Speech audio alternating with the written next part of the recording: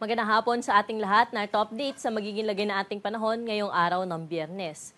Easterlies o yung mainit na hangin mula sa dagat Pasipiko yung nakaapekto ngayon, lalo na dito sa misilang bahagi ng Southern Luzon, Visayas at Mindanao. Kaya dito po sa atin sa Metro Manila, pati na rin po sa ibang bahagi pa na ating kapuluan, ay makakaranas pa rin po ng maaliwalas na panahon, bahagyang maulap hanggang sa maulap ang kalangitan na kung saan ngayong hapon hanggang mamayang gabi ay posible po yung mga panandaliang buhos ng pag-ulan, dala nga ng easterlies at ng mga localized thunderstorm.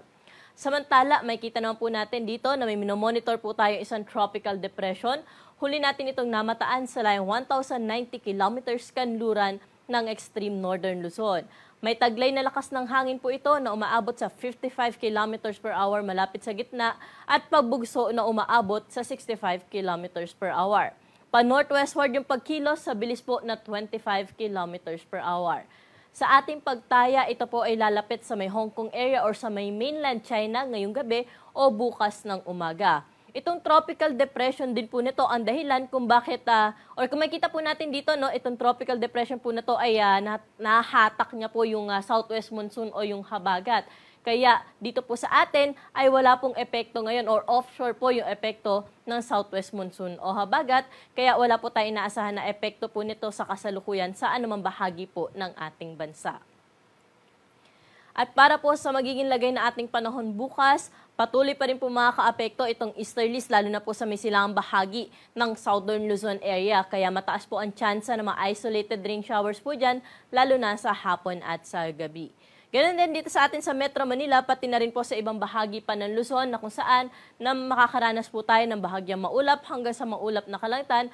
Pero sa hapon at sa gabi, maging handa pa rin po tayo dahil sa posibilidad ng mga isolated rain showers, dala po ng mga localized thunderstorm. Pwede nga po natin i-monitor yung ating mga thunderstorm advisory na pinalalabas po natin sa ating social media accounts. Para po sa agot ng temperatura natin dito sa Metro Manila bukas, maglalaro mula 26 hanggang 35 degrees Celsius. Sa Baguio City, 18 to 26 degrees. Mainit naman sa Lawag, aabot po sa 34 degrees ang pinakamataas na temperatura bukas at 36 degrees Celsius naman po sa bahagi ng Tuguegarao City.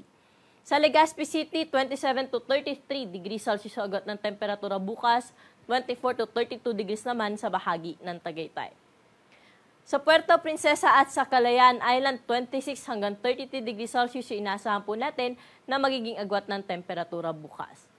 Dumako naman tayo sa bahagi ng Visayas at Mindanao na kung saan by tomorrow wala rin ho tayo naasahan dyan na malawakang mga pag-ulan kaya magpapatuloy po yung kanilang naranasan na maaliwalas sa panahon lalo na po sa umaga hanggang tanghali pero pagsapit ng hapon at gabi ay mataas pa rin po ang tsansa na mga pulupulong panandali ang buhos ng pag-ulan dala nga ng easterlies. Kaya sa ating mga kababayan na lalabas po ng kanilang mga tahanan, huwag pong kalimutan magdala ng payong, panangga na rin po ito sa mainit na panahon sa tanghali at sa dagli ang pag-ulan sa hapon at sa gabi. Temperatura po natin dito sa bahagi ng Iloilo ay 26 to 33 degrees Celsius, 27 to 32 degrees naman sa Metro Cebu at 27 to 32 degrees sa bahagi ng Tacloban City. Sa Cagayan de Oro naman po, inaasahan natin na 25 to 32 degrees ang agot ng temperatura bukas. Mainit din sa may Zamboanga, aabot sa 34 degrees ang temperatura, 33 degrees Celsius naman ang maximum temperature sa bahagi ng Davao City. Sa mga kababayan naman natin na maglalayag, magandang balita pa rin dahil wala ho tayong nakataas na gale warning sa anumang baybayin ng ating karagatan at malaya po sila mga kapalaot sa anumang baybayin ng ating karagatan.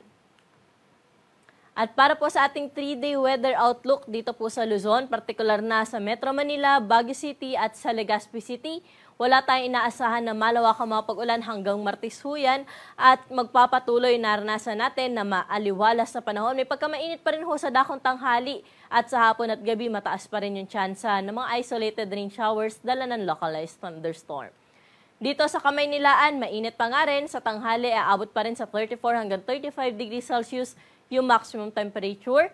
Sa Baguio City, agwat ng temperatura hanggang Martes ay mula 17 hanggang 27 degrees at sa bahagi naman ng Legazpi City, 26 hanggang 34 degrees Celsius. Sa bahagi naman ng Kabisayaan, partikular na sa Metro Cebu, Iloilo at sa Tacloban City ay generally magiging maaliwalas din ang panahon for the next 3 days. Mga isolated rain showers lamang yung ating inaasahan lalo na sa hapon at sa gabi. Metro Cebu, 27 hanggang 34 degrees agwat ng temperatura for the next 3 days. Iloilo, 26 hanggang 33 degrees Celsius at sa bahagi ng Tacloban, 27 hanggang 33 degrees Celsius.